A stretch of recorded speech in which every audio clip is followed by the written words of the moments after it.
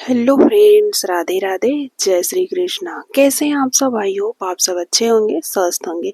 तो आज इस वीडियो में मैं आप सबको बताने वाली हूँ कि जो लोग निर्जला एकादशी व्रत रखेंगे, ज्येष्ठ मास के शुक्ल पक्ष में आने वाली एकादशी को निर्जला एकादशी कहते हैं। इस समय गर्मी अपने चरम सीमा पर होती है और इसी समय हमें बिना जल फल कुछ भी खाए आपको व्रत रखना है, उसी को ही निर्जल व्रत कहते हैं। तो इस व्रत को रखने के लिए 11 नियम का आहू करना आवश्यक होता है। बिना 11 नियम के पालन किए आपका व्रत अधूरा माना जाएगा। तो इस वीडियो में मैं आप सबको बताऊंगी वो 11 नियम क्या क्या हैं। तो आप लोग वीडियो के अंत तक जरूर से जरूर बने रहिए। तो आप सभी को मेरी तरफ से आने वाली निर्जला एकादशी की अनंत और अनंत शुभकामनाएं। तो चलिए शुरू करते हैं। पहला नियम है, जो व्यक्ति व्रत रखेंगे सूर्योदय से सूर्योदय तक निर्जल रहकर उन्हें व्रत रखना है। यानी निर्जल का मतलब ये है बिना जल पिए। और अब कुछ लोग ये कहेंगे कि जल नहीं पीना है, आपको चाय पी लेना है, शरबत पी लेना है, फल खा लेना, जल तो नहीं पी रहे हैं। लेकिन चालाकी नहीं करनी है, आपको जल फल कुछ भी ग्रहण नहीं करना। और गर्मी अपने चरम सीमा में है, बहुत बड़ा ये व्रत भी माना जाता है। इसमें आपका तप, जितना तप करेंगे उतना ही बॉडी को भी थोड़ा सा बॉडी के लिए भी लाभदायक है। और आपके निर्जल रहकर व्रत रखेंगे तो आप भगवान के बहुत ही समीप जाएंगे। यानी आपको भूख लगेगी, प्यास लगेगी, तो आप भगवान को बार बार स्मरण करेंगे। आप पानी पे फोकस मत करिएगा कि नहीं पानी मिल जाए, कैसे मिल जाए, कब मिल जाए, मतलब पानी पे फोकस मत करिएगा। आपको सुबह सूर्योदय से लेकर सूर्योदय तक, आपको दूसरे दिन सूर्योदय तक जल ग्रहण नहीं करना है। जिसको दिक्कत है, कोई प्रॉब्लम है, वो शाम को जल पी सकते हैं। नंबर 2 है, जो है सुबह आपको दातून नहीं करना। आपको इस दिन हमें जो है दातून भी नहीं करना चाहिए। आप ऐसा करें कि शाम को ही, यानी जिस दिन व्रत रखना उसके एक दिन पहले ही आप लोग मतलब ब्रश को कर लीजिए, अच्छे से साफ कर लीजिए। उसके दूसरे दिन आप गुलाब का पेस्ट से ब्रश कर सकते हैं, या फिर हाथों से ही आप ब्रश करके मुख को साफ कर सकते हैं। आपको जो है कोलगेट वगैरह नहीं करना और दातून भी नहीं करना है। नंबर 3 है, सूर्योदय से पहले आप जल पी सकते हैं। जी हाँ, हमारे सनातन धर्म में सूर्योदय के बाद के ही तिथि को ही व्रत माना जाता है। तो आप अगर जैसे 6 को आप व्रत रख रहे हैं तो आप 6 को सूर्योदय से पहले आप पानी पी सकते हैं, आपका व्रत खंडित नहीं होगा।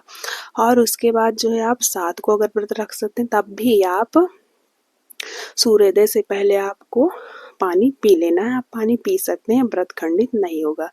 नंबर 4 है दान। दान का बहुत बड़ा महत्व है। जल से भरा घड़ा इस दिन हमें दान करना चाहिए और खुद जो है जल का त्याग करना है। और जल का दान जितना ज़्यादा से ज़्यादा करेंगे उतना ही आपको पुण्य की प्राप्ति होगी। नंबर 5 है ठंडक प्रदान करने वाली चीज़ों, फल, जितने भी चीज़ें हो जैसे शरबत, चीनी का शरबत, रूह अफ़ज़ा, तो आप उसको दान करें। जूता, चप्पल, छाता, गर्मी के कपड़े दान करें। राहगीर को जल पिलाएं, पशु पक्षियों को जल पिलाएं। जितना करेंगे आपको उतना ही ज़्यादा आपको पुण्य मिलेगा। नंबर 6 है गौ माता को जल पिलाना। इस दिन हमें गौ माता, पशु पक्षियों को जरूर से जरूर जल पिलाना चाहिए। ज्येष्ठ मास चल रहा है, गर्मी अपने चरम सीमा पर है, तो आप जितना ज़्यादा से ज़्यादा पुण्य का काम करेंगे उतना ही आपके लिए अच्छा होगा।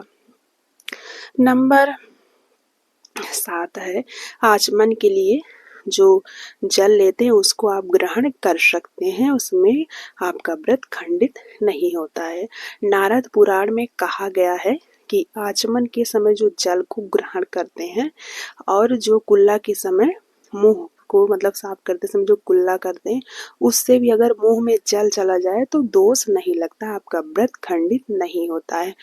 गंगा स्नान का विशेष महत्व होता है, इस दिन आप गंगा स्नान जरूर से जरूर करें। अगर आप बाहर गंगा स्नान के लिए नहीं जा सकते हैं तो अपने स्नान वाले जल में थोड़ा सा गंगा जल मिलाकर जरूर से जरूर स्नान करें, क्योंकि ये सबसे बड़ी एकादशी है।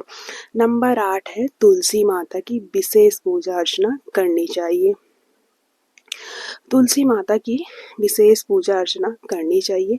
तुलसी माता में इस दिन जल नहीं डालना चाहिए, क्योंकि हमारी तुलसी माता खुद जो है निर्जल व्रत, आप लोग तो सिर्फ यही एक निर्जल व्रत रखते हैं, लेकिन तुलसी माता जो है जितनी भी एकादशी आती है सब एकादशी में वो निर्जल व्रत रखती, इसलिए तुलसी के पेड़ में जल नहीं डालते एकादशी के दिन आप जो है। लेकिन धूप दीप से सुबह और शाम विशेष पूजा अर्चना करना चाहिए। नंबर 9 है पीपल के वृक्ष में जल इस दिन जरूर से जरूर डालें। सुबह नहीं कर सकते या फिर जैसे टाइम नहीं है तो आप शाम को ही जल डाल दें और शाम को दीपक अवश्य जलाएं। नंबर 10 है अगर प्रेग्नेंट हैं तो शाम को जल आप पी सकते हैं। और जल कैसे पीना है, एक थाली में बराबर पानी रख देना है, उसके बाद जैसे जानवर पानी पीते हैं वैसे आपको पानी पीना, और पीछे से कोई अगर हट कह देता है तो आपके व्रत का जैसे होता है नहीं दोष पूरा आपको पुण्य मिलेगा। आप पानी भी पी रहे हैं तब भी आपको पुण्य मिलेगा। आप शाम को पानी पी सकते हैं, लेकिन कैसे पीना है, थाली ले लीजिए उसमें जो है बराबर पानी भर लीजिए, जैसे जानवर पानी पीते हैं वैसे आपको झुककर लेटकर पानी पीना है। ऐसे पीने से व्रत खंडित नहीं होता है। और अगर पीछे से कोई हट कह दे तो आपको मतलब इससे दोष नहीं लगेगा। और 11वां नियम यह है 10वीं तिथि से आपको शुद्ध सात्विक चीजें खाना है, यानी सुबह तो आप चावल खा लीजिए लेकिन शाम को आपको चावल नहीं खाना है। और जो है इस दिन आपको 10वीं तिथि के दिन आपको प्याज लहसुन तामसिक चीज़ों का सेवन नहीं करना चाहिए। और जो है पारण भी जब करते हैं तो आपको पारण भी शुद्ध और सात्विक चीज़ों से करना चाहिए, और ज़्यादा से ज़्यादा भगवान के नाम का जप करना चाहिए। जितना ज़्यादा से ज़्यादा हो सके आप भगवान का नाम का जप करें। आप विष्णु सहस्त्र नाम का सुने या फिर श्रीमद् भागवत गीता को पढ़ें, या फिर जो आपके जप नाम जिस भगवान को आप मानते हैं, जैसे ओम नमो भगवते वासुदेवाय, राधे कृष्ण, जो भी आपको नाम प्रिय हो उस नाम का ज़्यादा से ज़्यादा नाम जप करके अपने मंत्र को सिद्धि कर सकते हैं, अपनी माला को सिद्धि कर सकते हैं। इस दिन निर्जला एकादशी है। जैसे कहा जाता है कि जो है वो एकादशी जो होती है व्रतों का राजा होता है, और व्रतों का राजा एकादशी होता है, और एकादशी का जो राजा होता है निर्जला एकादशी। सबसे बड़ी जो एकादशी होती है निर्जला, बिना पानी पिए आपको सूर्योदय से सूर्योदय तक रहना है, और वो भी ज्येष्ठ मास में, जिस मास में हमें सबसे ज़्यादा पानी की आवश्यकता होती है उस समय हमें ये व्रत रखना है। ये किसी तप से कम नहीं होता है। तो आप लोग अगर आपका सामर्थ्य है फ्रेंड्स तो आप लोग सूर्योदय से सूर्योदय तक व्रत रखिए। अगर शरीर साथ नहीं दे रहा है तो कोई बात नहीं, आप शाम को पानी पी लीजिए। मैंने जिस तरह बताया है थाली में लेकर पानी लेट कर जैसे जानवर पीते हैं उसी तरह आपको पानी पीने से दोष नहीं लगेगा और पूरे व्रत का पुण्य फल मिलेगा। और निर्जला एकादशी के व्रत को करने से सिर्फ एक एकादशी का व्रत नहीं मिलता है, इसको करने से 24 एकादशी का व्रत का पुण्य मिलता है। इसे भीमसेनी एकादशी के नाम से जाना जाता है। तो फ्रेंड्स मैंने आपको 11 नियम बता दिए हैं, और नंबर अगर छूट भी गए होगा लेकिन इन नियमों का पालन करने से आपका व्रत पूरा का पूरा फल मिलता है। मिलते हैं नेक्स्ट वीडियो में। राधे राधे।